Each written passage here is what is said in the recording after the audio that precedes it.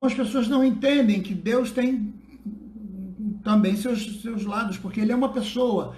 Ele tem o direito de irar-se, ele tem o direito de sentir amor, de sentir perdão, de sentir carinho, de se sentir irado, sentir magoado, né? Ele é uma pessoa, ele tem personalidade, por isso ele tem toda a capacidade de fazer o que ele bem entende. E quando o diabo pecou, ele já deu a sentença quando o diabo pecou, e a sentença foi o inferno. O inferno foi preparado para o diabo e todos os seus anjos. E no tempo de Deus, que é um tempo diferente do nosso, no tempo de Deus, onde as coisas acontecem dentro de um outro patamar de medida, é como se o diabo tivesse pecado ontem, tivesse sido sentenciado hoje e fosse para o inferno amanhã. Mas nós permitimos que o diabo viesse atuar dentro do nosso tempo, que é o tempo humano, e aqui no contexto do tempo humano, nós temos tido tantos anos, tantos séculos de atividade de Satanás sobre a terra. Parece até que Deus não está vendo todas essas coisas, mas lógico que está, porque Deus está desde o princípio da humanidade, como nós já falamos, falando a respeito da salvação, planejando a salvação para nós, nos mandando a salvação através do seu Filho Jesus Cristo, para que todo aquele que nele cresce recebesse o perdão. Entretanto, o inferno continua lá, esperando o diabo e os seus anjos.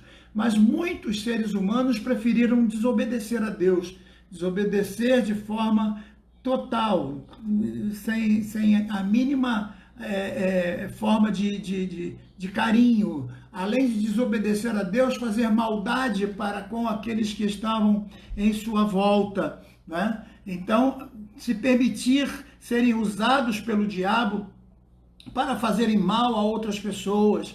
Então, tudo isso trouxe consequências terríveis sobre a face da terra, para que esses homens maus também fossem mandados para o mesmo lugar que foi preparado para o diabo e seus anjos. Para que vocês tenham uma ideia, a palavra inferno aparece na Bíblia mais de 50 vezes. Mais de 50 vezes a palavra inferno é citada, e muitas vezes ela é usada para situações diferentes. Por exemplo, quando a Bíblia se refere à morte, em alguns sentidos, que às vezes aparece a palavra Hades, ela é o inferno no sentido da morte, que é a destruição, é a ausência de Deus, é a separação do homem para sempre com Deus. Então a morte é uma separação eterna. O homem vai ficar eternamente separado de Deus. Mas ela também fala de um lugar de tormento chamado Seol, que é um lugar onde as pessoas ficam como se fosse num ambiente de espera para o inferno final, que é o Geena, né? E esse inferno final ainda vai ser inaugurado, como a gente já leu em Apocalipse, que é o inferno de fogo chamado Geena pelo próprio Jesus. Também há o inferno dos anjos, que estão hoje lá, que é chamado Tártaro. Então hoje tem gente no lugar chamado Seol, e tem seres angelicais num lugar chamado Tártaro. No final de tudo, Deus vai reunir todos esses seres e vai jogar todos eles. Por isso que a morte, o inferno vão prestar conta dos seus mortos, e todos vão para o inferno, que é o Geena. Então todos os infernos vão se reunir no inferno final, que é o Geena. Por isso que a gente tem que entender. No contexto do português, quando essas palavras são traduzidas, acaba tudo sendo traduzida como inferno, certo? Mas o inferno é real. É tão real quanto o céu. Por isso que a mesma quantidade de vezes que aparece a palavra inferno, aparece também a palavra céu, como que em oposição. Ou seja, aqueles que optarem pelo céu não vão para o inferno, mas aqueles que preferirem deixar o céu de lado, então já estão destinados ao inferno, porque a humanidade já está condenada em seus atos. Não vai haver um julgamento para condenar, vai haver um julgamento apenas para ver as obras e o grau de condenação, porque a condenação pelo pecado já saiu, já aconteceu, e o mundo já está condenado, jaz no maligno, e a sentença já foi dada, é a morte eterna no inferno, certo? Depois a gente pode falar como vai ser esse inferno em outros contextos mais claros, por causa das medidas usadas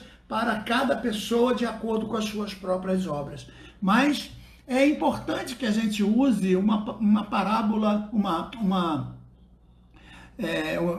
passagem da palavra de Deus que está registrada por Lucas, e que muita gente chama de parábola. Muita gente acha que aquilo ali é uma parábola, e por ser uma parábola não tem conteúdo teológico, não se pode tirar dali doutrina, não se pode tirar dali conhecimento necessário para se adquirir experiência espiritual.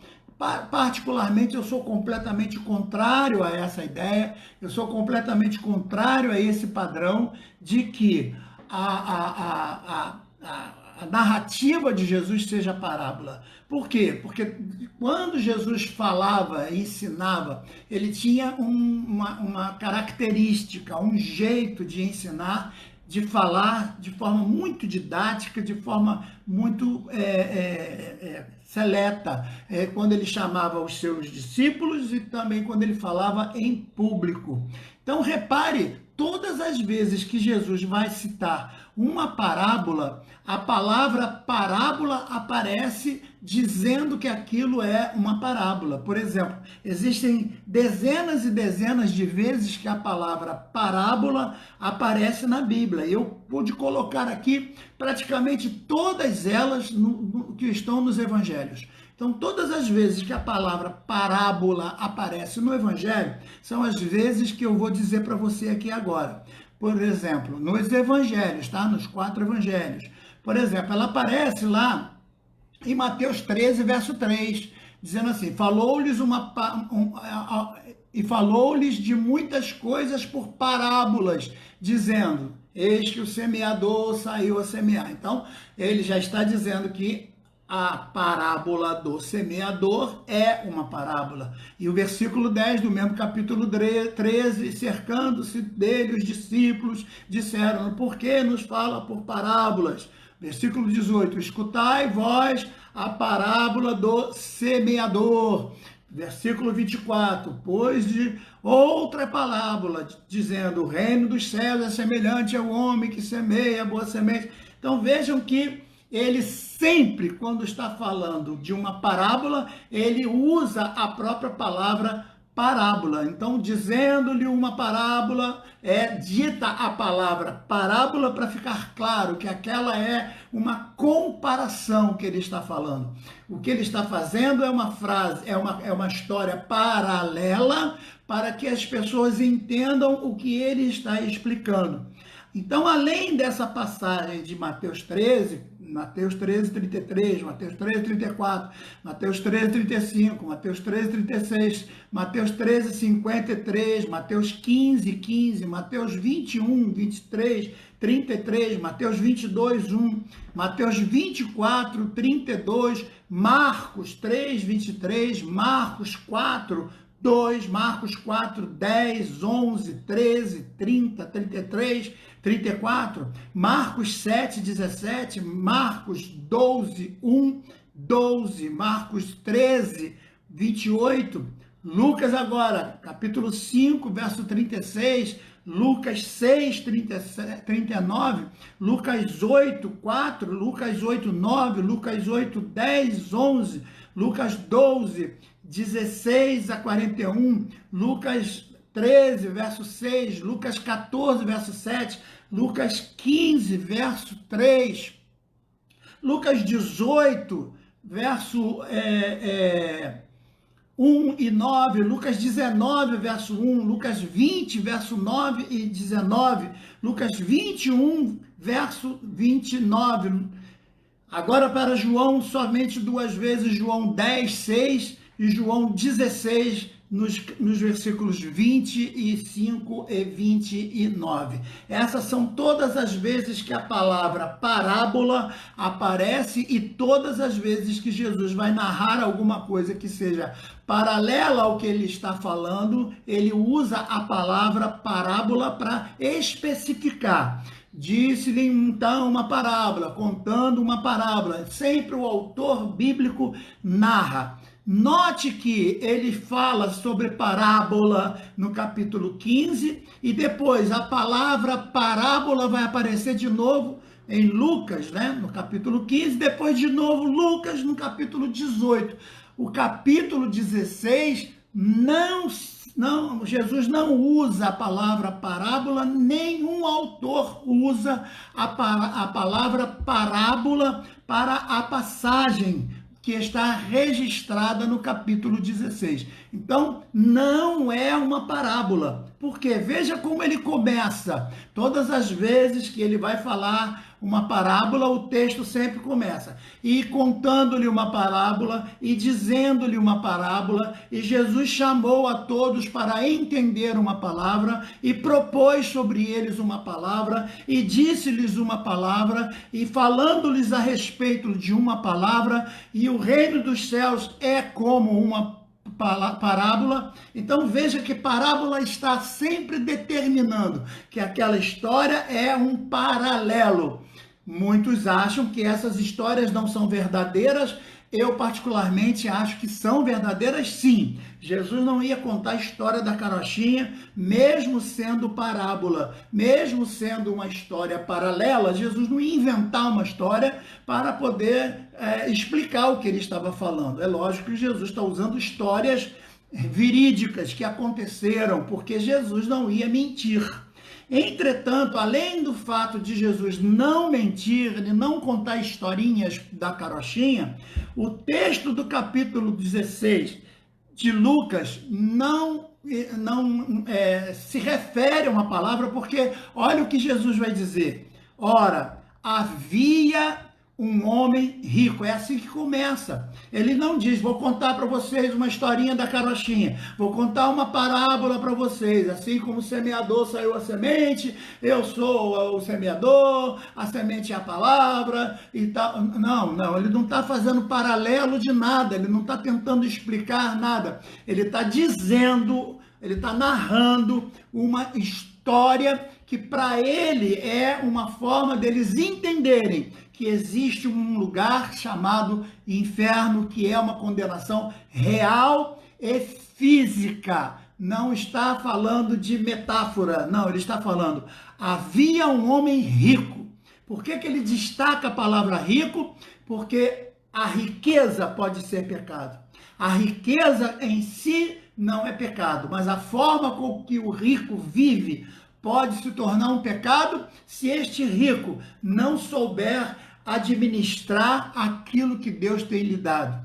E veja o que o texto vai dizer, exatamente isso. Havia um homem rico que vestia-se de púrpura. Ora, na época de Jesus, só quem se vestia de púrpura eram os reis, eram os grandes príncipes, eram os homens muito nobres. E este homem, então, se vestia de púrpura e também de linho finíssimo. Eu já falei para vocês a respeito do linho finíssimo e do quanto ele era importante na época de Jesus. E até hoje, o linho do Egito é muito famoso, muito, muito importante.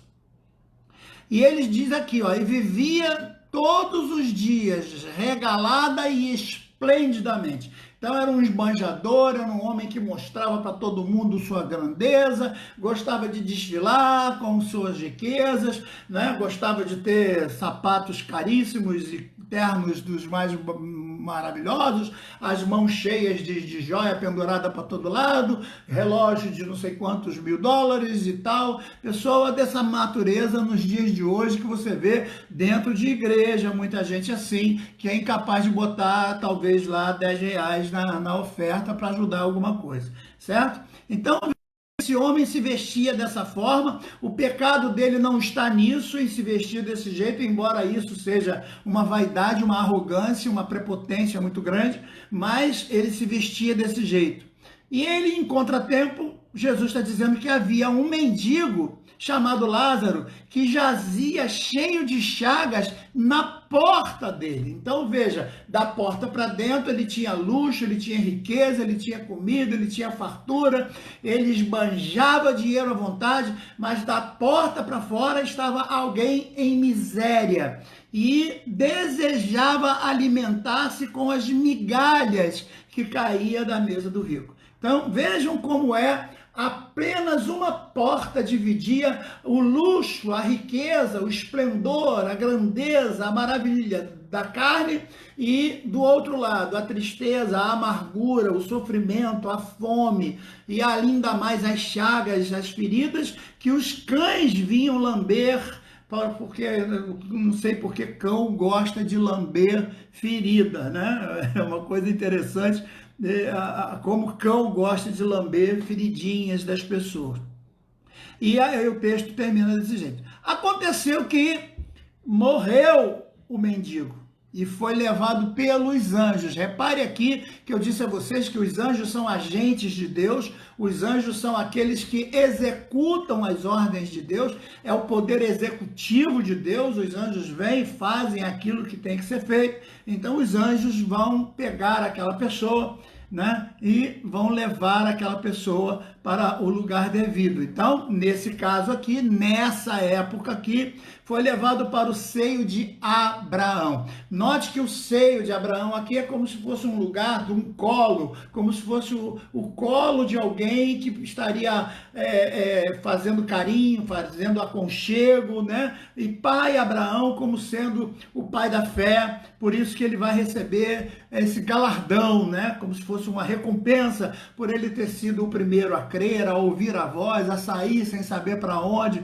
Então ele recebe o galardão, como a gente já falou a respeito do galardão que todos nós vamos receber no céu. Abraão, por ser o pai da fé, ele recebe o título, né, como sendo o patriarca mais importante dentro desse conceito ali de que regia aquele lugar antes de Jesus morrer e levar todo mundo para o chamado paraíso, certo? O paraíso é inaugurado com o ladrão na cruz, e esses todos que estão aqui são levados, como diz o apóstolo Pedro. A gente pode discutir sobre isso depois, quando Cristo vai e leva o cativeiro, para a presença do terceiro céu abaixo de Deus, onde esteve o apóstolo Paulo.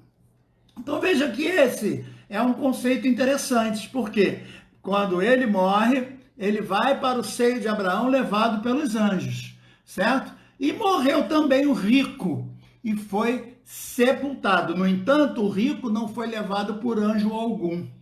Então, enquanto o servo de Deus, embora pobre, embora passando por chagas, embora passando por necessidade de fome, porque naquele tempo os romanos dominavam, e para aquele homem ter tanta fartura é porque ele devia ser um associado dos romanos, que via a miséria do povo judeu e não ajudava. Ele vivia na sua grandeza, vendo o povo dele em miséria e ele mesmo não ajudava. Como nós vemos hoje, tanta gente com ouro, para tudo quanto é lado, milhões e milhões no banco, dinheiro na Suíça, dinheiro não sei mais aonde, e né, coisas que a gente vê toda hora, o jornal, as notícias chegando, toda hora as manchetes chegando de pessoas que a gente achava que eram justos, que eram sinceros, que eram honestos, mas de repente a gente descobre os montantes de dinheiro que esse povo tem guardado, que essa turma tem guardada. É uma fábula, dinheiro que a gente nem imagina o quanto seria, né? Eu ouvi falar agora há pouco de um certo cidadão aí que, né, não vou dizer o nome, 1 trilhão guardado no céu. Eu não tenho ideia do que seja 1 trilhão, tenho a menor ideia do que seja 1 milhão, quanto mais 1 trilhão. 1 milhão, 1 bilhão, 1 trilhão. Eu não tenho a menor ideia do que seja 1 trilhão de reais, eu não tenho a menor ideia do que seja isso. Agora veja como essa pessoa vive, sabendo que tem tanta gente precisando de comida, precisando de alimento, precisando de sobrevivência, precisando de medicamentos, precisando de tantas outras coisas, e esse indivíduo simplesmente ignora tudo isso e vive a sua vida opulenta, a sua vida de gastos, de joias, de ouro, de pedras preciosas, de tantas coisas. Quando ele é sepultado, ele vai para onde? Para o inferno. E o que a gente consegue ver no inferno através dessa narrativa de Jesus? A primeira coisa é que o inferno é um lugar. Ele é real, ele não é uma imaginação. Ele não está num lugar aparentemente de estado da mente, como querem dizer alguns, né? Infelizmente, aí, líderes até religiosos tentam dizer que inferno é um estado da alma, que inferno é um estado do psique. Não, não, o inferno é um lugar onde as pessoas são depositadas, colocadas ali para esperar o tempo certo, até que se rompa o grande dia do Senhor e o grande juízo final, para que dali saiam, porque a morte e o inferno vão prestar conta dos seus mortos e todos serão sentenciados para, depois do juízo final, serem jogados no Geena, que é o inferno final. Então vejam que a primeira coisa que a gente vê é que isso não é apenas um lugar não, é um lugar real. O inferno é um lugar real, que está nesse momento com muita gente lá, com centenas e milhares de pessoas lá neste momento. E a segunda coisa que nós vemos aqui, que estando em tormento. Então, o inferno é real e é um lugar de tormento, é um lugar de sofrimento, é um lugar de dor, é um lugar onde as pessoas sofrem. Não é um lugar de gozo como é o céu, porque ele é o oposto do céu. Então, tudo que tem de maravilha no céu, o contrário disso é o inferno, certo? E uma coisa interessante que a gente vai destacando do próprio texto é que ele tem capacidade de estar lá e ter a sua mente lúcida. Ele está consciente, ele está entendendo que o lugar onde ele está é um lugar de punição. Ele está consciente, ele tem a visão perfeita, embora ele esteja num lugar de sofrimento, mas ele está em consciência e a sua visão é capacitada para ele poder ver o que está muito além do lugar dele, que é o outro lado do abismo. Veja que ele consegue olhar e ele consegue ver de longe. E ele consegue perceber que lá estão duas pessoas. Uma ele conhecia bem, que era o Lázaro, o qual ele desprezou toda a sua vida. Mas o outro, que era Abraão, ele nunca tinha visto, porque viveu 2100 anos antes dele. Mas mesmo assim ele conheceu. Por que ele conheceu? Porque o inferno vai ser um lugar onde as pessoas vão conhecer tudo, vão lembrar de tudo, vão saber de tudo que está acontecendo. Porque assim como o sofrimento vai ser a agonia do lado de fora, a agonia também vai ser do lado interno, da pessoa saber que desprezou tudo aquilo que poderia ter sido aceito por ele e ele não quis. Ele desprezou todas as condições que Deus deu, ele desprezou todas as chances que Deus deu.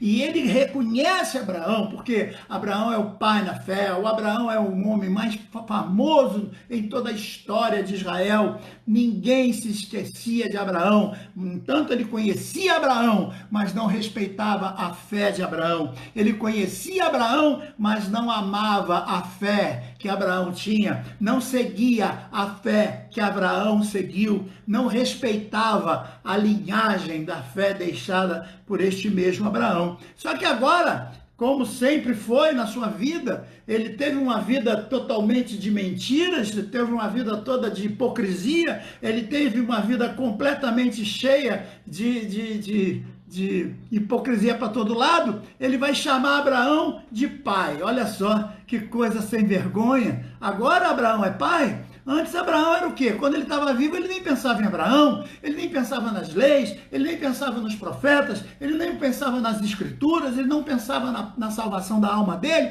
ele só pensava em curtir o dinheiro que ele tinha e ser completamente apático, e não havia nele nenhuma empatia com o sofrimento daquele que estava do lado de fora do seu muro, que podia ter comido pelo menos as migalhas que caíam da sua mesa, mas ele não dava. Por quê? Porque ele não estava nem aí para o sofrimento daqueles que sofriam, ele não estava nem aí para aqueles que estavam em angústia, porque ele tinha sua riqueza, sua opulência, e ele vivia dessa forma.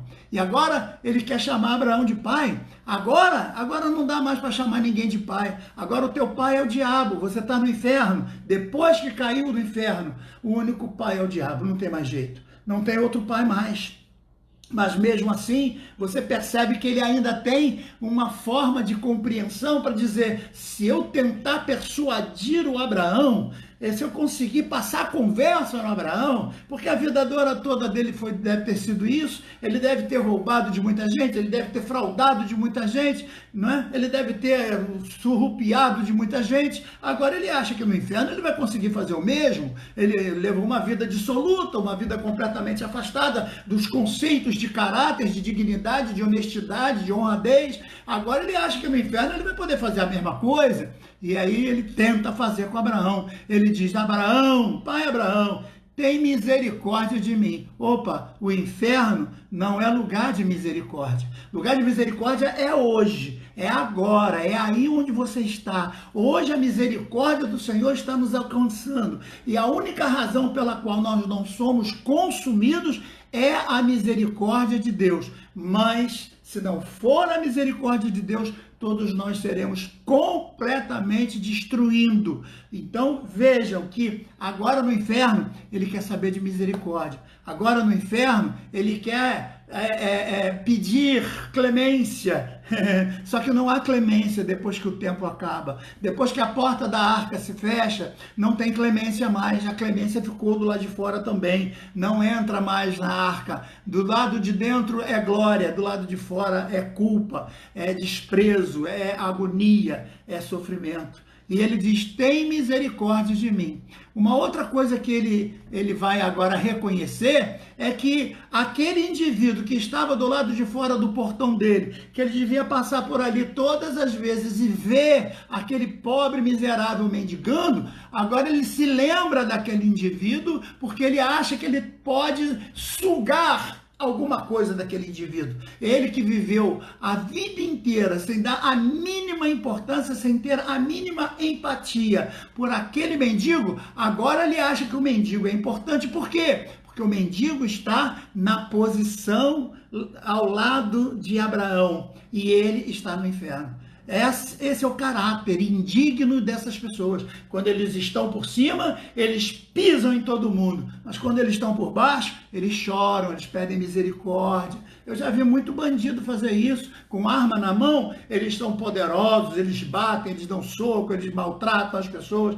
Mas quando é a polícia que está com a arma na mão, eles choram, chamam pela mamãe, chamam pelo papai. Eles se urinam todos de medo. Por quê? Porque no fundo, eles confiam naquilo que não pode dar a eles nenhuma segurança. Porque o diabo, ele é astuto, ele faz você pecar, depois ele sai fora e deixa você sozinho, na condenação. E agora ele se lembra de Lázaro e diz, manda que Lázaro molhe em água a ponta do dedo. Quando que ele ia comer alguma coisa da mão de Lázaro? Quando que ele ia parar para pedir a Lázaro para pegar uma comida para ele? Quando? Ele agora pede a Lázaro que molhe a ponta do dedo e refresque a língua dele, porque o lugar onde ele estava sendo atormentado por chamas. Então, uma outra coisa que nós vemos, que o lugar chamado inferno é um lugar de tormento, é um lugar de sofrimento, é um lugar de chamas ardentes. É como se você estivesse num forno, sentindo a dor da queimadura, mas o teu corpo não se consumisse. Assim como a sarça queimava e não se consumia, mas ali era um fogo vindo de Deus, agora o inferno é um fogo diabólico, é um fogo maligno, é um fogo terrível, é um fogo que maltrata, que faz doer, que faz gemer, que faz chorar, ranger de dentes, né? A Bíblia fala de pessoas que vão ranger os dentes de tanta dor e, no entanto, não haverá mais nenhuma solução. Por quê? Porque a solução acabou. Enquanto há vida, há esperança. Depois da morte, segue-se o juízo. Não tem mais jeito depois da morte. Aí ele vem com uma história dizendo: pai Abraão, pede a Lázaro que molhe a ponta do dedo e venha me refrescar um pouco a língua, porque eu estou em chama. E o que vai acontecer? Disse-lhe, porém, Abraão: filho, lembra-te que recebestes os teus bens todos enquanto estavas em vida. Enquanto você estava em vida, você recebeu tudo que queria. Você teve toda a água que você desejava, você teve todo tipo de bebida que queria, você teve tudo que o teu dinheiro pôde comprar. Aqui não, aqui você não tem condição de querer nada, você não tem direito a nada, você não tem que pedir nada, você não tem que comprar nada, você não tem como fazer nada, porque você só vai sentir o sofrimento. Porque a chance que você tinha, você desprezou, você pisou em cima do sangue que era para a tua salvação, você cuspiu no rosto de quem morreu para salvar você desse inferno, dessa consumição total. Que coisa terrível, que coisa extraordinária é essa situação que não dá para a gente, com palavras, descrever o sofrimento que essa pessoa está passando, né? E, infelizmente, não tem como. E ele diz: porém, Abraão, filho, você já recebeu tudo que tinha em vida. Lázaro só recebeu males. Agora, ele está aqui e tu estás aí em tormento. Olha, mais uma vez a palavra tormento aparece. Tormento aparece várias vezes nesse texto. Você pode sublinhar na sua Bíblia quantas vezes a palavra tormento vai aparecer. Além de tudo, é posto um grande abismo entre vocês e nós. Então Abraão está dizendo para ele que é um abismo, não tem como quem já morreu passar para cá, nem quem já está, não tem comunicação. Fica incomunicável, você só vai viver com os ímpios, é ímpio com ímpio, salvo com salvo. Mas, como sempre foi, bom de papo, bom de lábia, tentou usar mais uma vez a sua lábia. Note que no inferno a consciência vai estar muito bem ativa para ele raciocinar, né, de forma mau caratismo, mas vai continuar sendo mau caráter. E então replicou: pai, eu te imploro que mandes a minha casa paterna, porque eu tenho 5 irmãos. Agora ele lembra dos irmãos. Agora ele lembra do pai, agora ele lembra que tem uma família. Antes ele não lembrava de nada, como é que agora ele lembra? Então, o inferno vai ser um lugar de muitas lembranças. Você vai lembrar de muita coisa que você deveria ter feito e não fez.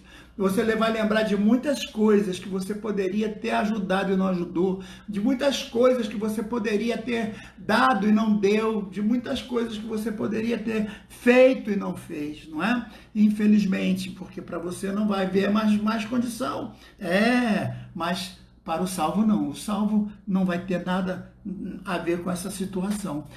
Então ele chama: eu tenho 5 irmãos, para que dê testemunho, a fim de não virem para este lugar de tormento. Olha, mais uma vez a palavra tormento aparecendo aqui. Por quê? Porque o inferno é um lugar de tormento, um lugar real de tormento, certo?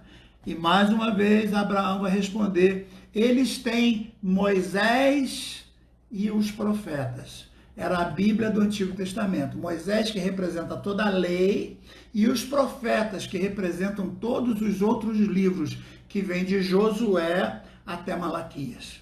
Então, o Deuteronômio, que representa Moisés, Deuteronômio, os 5 primeiros livros da Bíblia, certo? E depois, de Josué até Malaquias, são os profetas. Eles têm a Bíblia, eles têm a palavra de Deus, eles têm a lei e os profetas. Por que eles não obedecem? Por que eles não cumprem? Eles sabem, eles conhecem a palavra, por que que eles não cumprem? Então, meus irmãos, nós estamos vendo a responsabilidade que está sobre nós como igreja, porque como igreja temos a responsabilidade de pregar o evangelho para essas pessoas, de avisar o mais depressa possível do perigo que elas estão correndo, porque se elas negligenciarem, se elas não derem lugar ao Senhor Jesus, para que Ele habite em suas vidas, para que Ele faça morada na vida delas, então, infelizmente, não haverá mais solução para eles, não haverá mais nenhuma solução, porque estarão condenados, e uma vez condenado, condenado para sempre. Tem gente que diz uma vez salvo para sempre, uma vez condenado, condenado para sempre, é o que nós estamos vendo aqui. Então veja aqui, olha, respondendo ele, eles que ouçam os profetas. Mas ele insistiu, ele continuou na sua insistência, né? Porque teimosia é normal na vida de quem contraria a palavra de Deus o tempo todo. Teimosia é uma característica daquele que caminhando, aquele que já está marcado, aquele que já é filho do inferno, aquele que já é sempre teimoso, nunca aceita repreensão, nunca aceita conselho, nunca aceita a palavra de obediência, de respeito. Ele não respeita ninguém, né? Sempre desobediente. E ele continua insistindo, mas pai Abraão, se alguém dentre os mortos for ter com eles, eles se arrependerão. Aí Abraão diz mais uma vez, Abraão, porém, lhes respondeu, se não ouvem a Moisés e os profetas, tampouco deixarão de ser persuadidos se ressuscite alguém dos mortos para falar com eles. Então, se o coração deles não se quebranta, com a voz de amor, com a voz de ternura, muito menos que se alguém vier dos mortos para falar com eles, muito menos eles vão se arrepender dos seus pecados. Então vejam, queridos, que nós estamos aqui num texto de profunda importância do nosso conhecimento, da nossa vida, para que a gente possa ver esse texto e saber que Jesus não estava brincando, Jesus não estava contando uma historinha para boi dormir, Jesus estava anunciando alguma coisa terrível, tremenda, e que nós precisamos ter muito cuidado, porque a porta deste lugar é muito larga, a persuasão para ir para este lugar é muito grande, e nós temos que entender que neste momento a gente precisa ter consciência da salvação em Cristo e não se deixar levar. Não podemos nos deixar levar por essas persuasões que estão no mundo, por essas coisas que estão hoje contaminando a igreja. Tem muita gente querendo ver riqueza, tem muita gente querendo correr atrás de bênção, tem muita gente querendo correr atrás do ouro, correr atrás do salário, correr atrás de sentar na cabeça, de sentar na mesa do rei, de sentar não sei o quê. Eu quero ser cabeça, Deus não chamou para ser cauda, me chamou para ser cabeça. E esses chavões que eles inventam e pregam para todo lado, que nada tem a ver com as escrituras sagradas. Essa é a verdade. Então, que hoje o Senhor toque profundamente no nosso coração e saibamos do que o Senhor nos libertou. Por que Jesus precisava passar por aquela cruz? Por que Jesus precisava derramar todo aquele sangue? Por que Jesus precisava ser morto do jeito que foi? Para que nós não precisássemos ir para este lugar. Para que nós escapássemos deste lugar.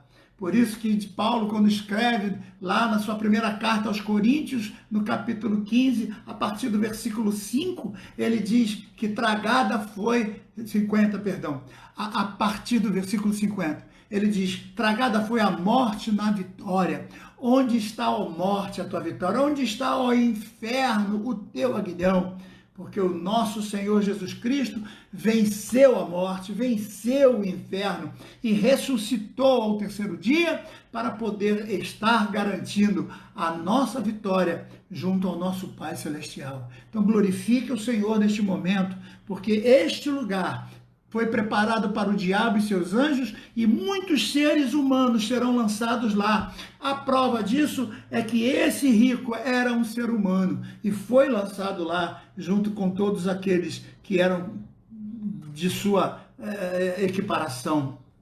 Então, hoje precisamos compreender que o sacrifício de Jesus não foi porque ele gostava de sofrer, foi porque ele precisava pagar o preço para que a nossa alma fosse redimida, a nossa alma fosse salva, a nossa alma fosse totalmente liberta de toda essa maldição que já está sobre a terra, que já está sobre os homens e que já estão aí na sua opulência, nessa coisa de querer dinheiro, de querer dinheiro, de querer dinheiro. Eles inventam, estão enterrando caixão com pedra dentro para poder ganhar dinheiro. E eles não sabem o que eles estão cavando para a vida deles, eles não sabem a maldição que eles estão cavando para a vida deles, porque quando eles estiverem neste lugar chamado inferno, não vai ter mais como eles chorarem, pedirem perdão, eles vão estar lá lúcidos, conscientes, compreendendo tudo o que está acontecendo e vão estar em tormento